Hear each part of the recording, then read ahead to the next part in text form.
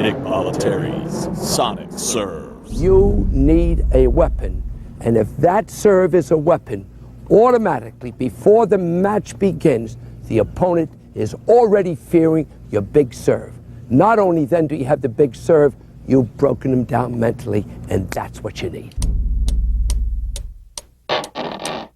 If your arms and shoulders were the hands of a clock, in the set-to-launch position, your toss arm would be pointed in the direction of 1 o'clock, and your hitting elbow would be pointed in the direction of 7 o'clock. The alignment of your arms and shoulders with the point of contact and the positioning of your hips in the court are the two most important factors for you to work on. Developing full control of your balance in the set-to-launch position will be essential for maintaining control of your motion and power. When you stretch into the court with your lower body and tilt upward with your upper body, you should feel your body stretch and bend, loading the energy to snap from the hip up towards contact. Much like the action of a pole vaulter's pole, you can stretch and bend the entire front side of your body into a position that, through a snapping action from the hip, can create power up towards the point of contact.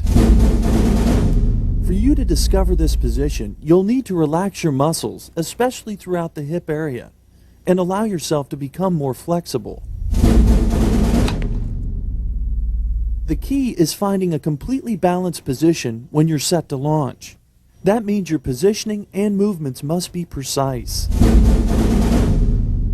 Though the style of these two players may differ in certain minor aspects, when it comes to the set-to-launch position, their technique is identical and precise every time.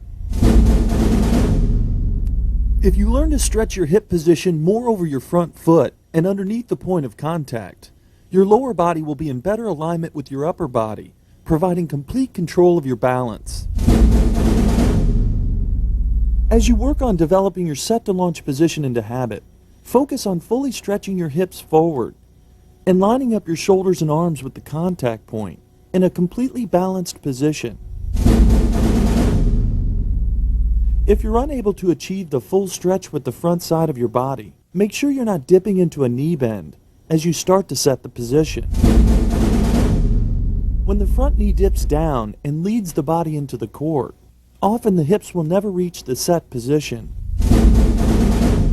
Work with a slight bend in both knees from the start of your motion and feel like your hips are sliding forward on a track.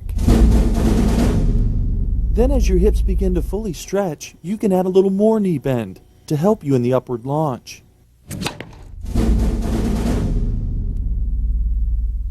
Focusing in on the throwing mechanics, you can see his arms and shoulders are fully stretched as he lines up with the point of contact. Like the pitcher in the windup, the chest expands as the elbows spread apart, loading the weapon for the throwing action upward. As you work on this in practice, feel your chest muscles stretch fully as you spread your wings in the windup.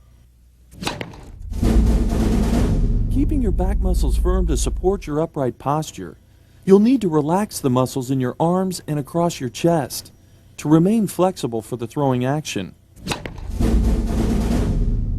Make sure you don't arch your back as you create the set-to-launch position. The action of shifting your hips forward and tilting your shoulders should not include arching your back. 3,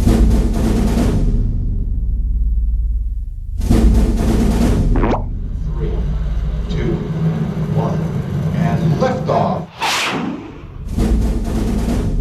As your body extends into the set-to-launch position, you should feel stretched and loaded with energy, ready to unleash the power of your throwing action up towards the point of contact. The upward launch begins with the toss arm.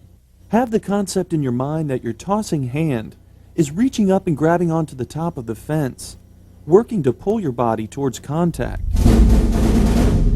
With nothing to actually grab onto, the toss arm begins to drive down and back, starting the rotation of the shoulder mechanics. As the toss arm begins to work, the snapping action from the hip starts the launch towards contact.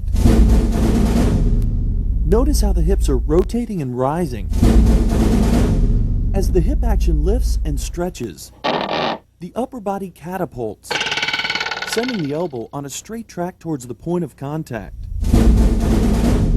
The whole body snaps to a straight position just before contact, with the body weight leaning over the court.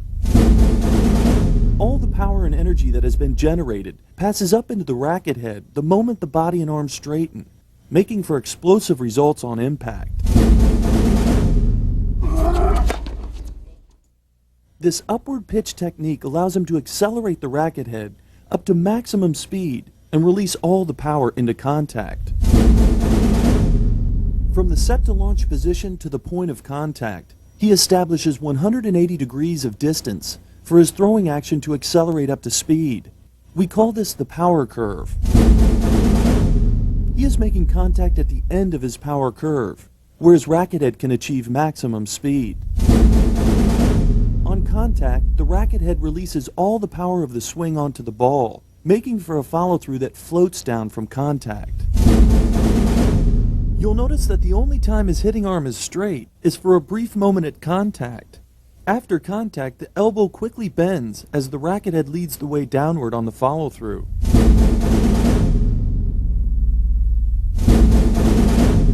There's no need for you to consciously make an effort to snap your wrist into contact. Like the crack of a whip, the energy created in the swing will do it for you. With the Continental grip in hand, your throwing action aimed at contact, and your arm relaxed. The wrist snap will occur naturally when the arm straightens at impact.